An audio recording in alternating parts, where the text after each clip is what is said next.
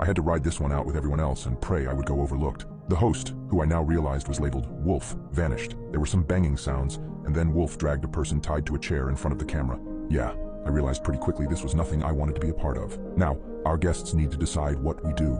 Wolf approached the camera, and I saw his eyes through the mask. They were cold and unfeeling. He glanced over the screen. Piggy pig pig, what should we do first? Piggy squealed and barely managed to make out the words, fingers and off between the pig-like grunts. Basic.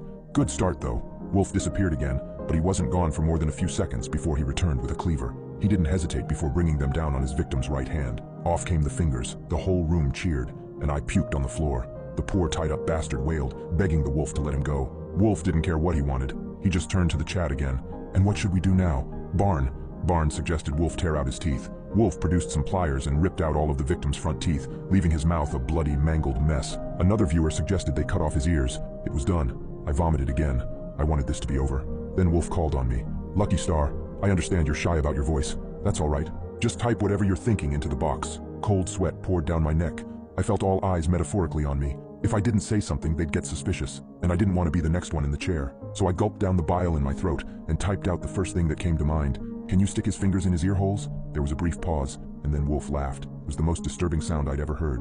The rest of the room joined in the laughter, and I thought for a second I'd fucked up. That's a new one, the wolf chuckled. We should have invited you sooner. I love the creativity. That settled. Wolf picked up one of the thumbs and proceeded to force it deep into the man's ear. The sound that poor bastard made will haunt my nightmares forever. A pointer finger joined it, and in the other ear he managed to fit 2 pinkies and an index. The man started howling and Wolf chuckled again.